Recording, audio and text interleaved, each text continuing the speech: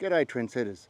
This time last week I went down to the local farmers markets and I picked up two of these wonderful eggplants. They're the Rosa Bianca. That's a little, not egg-shaped, but elonged egg-shaped eggplant with the purple and white stripings on it from the ℏ𝕃𝔼𝕇. And thanks again, the ℏ𝕃𝔼𝕇, wonderful looking seedlings. But today I get to plant them. And just to be a little bit experimental or have a little bit of a trial, I'm going to plant one into well-prepared garden soil and the other one in a 43 centimetre pot using the ℏ𝕃𝔼𝕇 Platinum Premium potting mix at the top of their line. That's the best potting mix I could get, just to see if there's any difference, if there's any advantage in growing in pots or if there's more advantage in growing in soil. So as I've said, that one does have the Platinum Premium potting mix in it. This one has been prepared with a decent amount of compost, about a 2-3 inch layer of compost, and I've also added power feed organically enriched plant food there, about a handful in a square metre. Turned it all over, and that's the preparation here.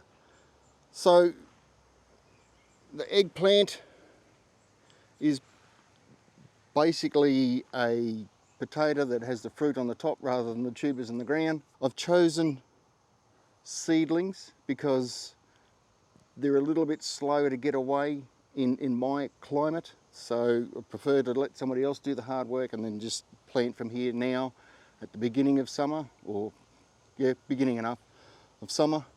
By the end of summer, early autumn, I should be picking fruit off of these guys. The power feed, you don't have to use power feed, you can use any fertiliser that you've got, a basic general fertiliser or complete fertiliser. A good pelletised composted chook manure is fine. Blood and bone with a bit of added potash is good. I'm having good results with this power feed, something I can get here locally. If you're elsewhere in the world or in Australia, you're going to have to find something that's probably a bit more localised for your climate in your area. Okay, once they're planted, the planting part is the easy part, but once they're planted, keep them moist, especially seedlings the first week or two, but not over wet. So just allow the top of the soil surface to dry out a little bit before you water again, that's all. Too much water, you can bring on certain root rots and diseases in a too wet soil. The only other problem that I'm aware of with eggplant, and tomatoes are the same, beans also, in summer, if your summer gets a bit hot and dry, you can bring on spider mite or red spider mite, which lives on the underside of the leaf and eats away the membrane of the leaf and makes the plant fairly ordinary, and it doesn't produce good quality fruit. You can treat that with a good organic garden oil spray, but you do have to spray the top and the bottom of the leaf and the whole plant, and you might have to do it more than once, like every 10 to 12 days apart, until you think you've got on top of the problem. I think that's it. I'm curious. I've got my money. I want the soil one to grow better, because then otherwise it throws all my theories out the window. So I'm hoping this one does better than that one, but that one's got a pretty good chance because that is a really good potting mix. And planting, like I said, is dead easy. Get a good garden trowel. This has already been prepared, dug to a full tine depth of a digging fork, which should be a foot to 30 centimetres to a foot deep, to allow good root growth to get in there and get into the microbes and the nutrients of the soil. Soil preparation. I can remember when I did my certificate of horticulture down the Gold Coast 30 years ago, and the top lesson I took, it was a 12-month course, the top lesson I took away from that course was soil preparation. There's no shortcuts to soil preparation. You've got to prepare your soil, and you've got to prepare it well for plants to grow well. Period, bottom line. Just tap this little bloke. Squeeze it a little bit, tap, there you go, look, oh, lovely root system. Those roots just go straight down there. They are a tall planter pot, and they've got these little lines or grooves in the pot, and it trains the roots straight down these little pots. They're a fantastic little pot, those plants, those pots. You can, same with tomatoes, you can plant a little bit deeper, 2 to 3 inches deeper. They will form an advantageous root system, and it will help the plant a lot as well. Firm it down a little bit, but not too much. You just want everything to make a nice good contact with that new root system, so there's not too big air pockets in there which will affect the roots and allow them to dry out. I'll give that a really good watering can full of water, 10 litres. Pour that on, keep it nice and wet. We are expecting rain. We had ½ inch of rain yesterday. Expecting rain again today and the next couple of days, so these guys should get off to an excellent start.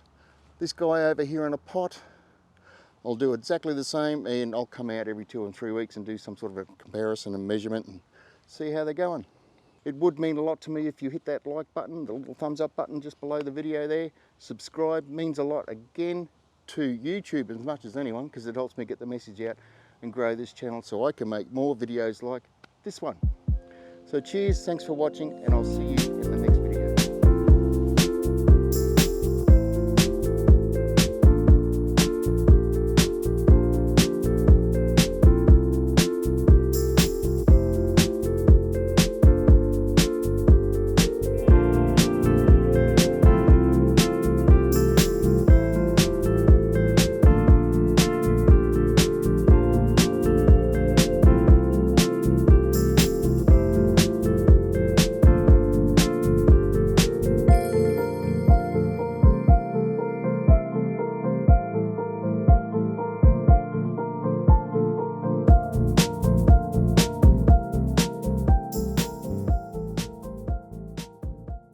Any questions you might have, then please feel free to leave them in the comments section below, and I'll definitely get back to you.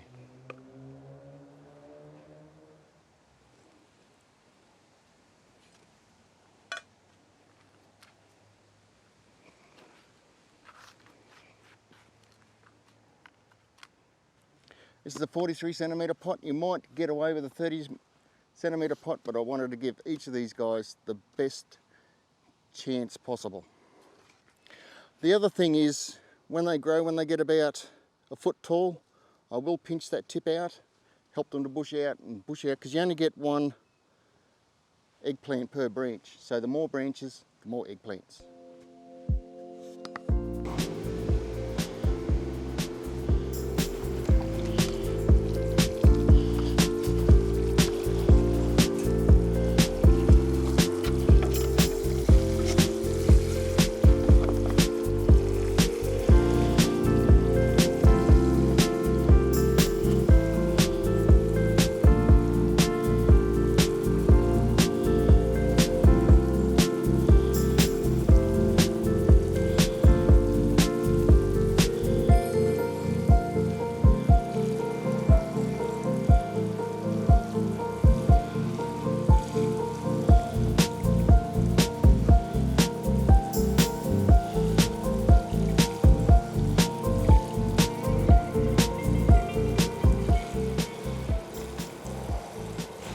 Also wanted to mention that I will mulch these guys with the ℙ𝕃𝕋 dung, about 2 inches thick. I don't want to put it on any thicker than that because it tends to compact and resist letting water through into the root zone of the plants.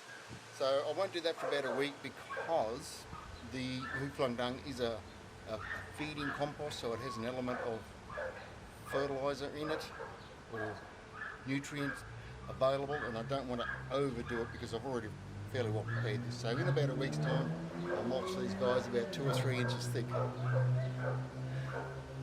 you going, mate? Good. You're doing a good job there. Oh yeah? You're going on TV.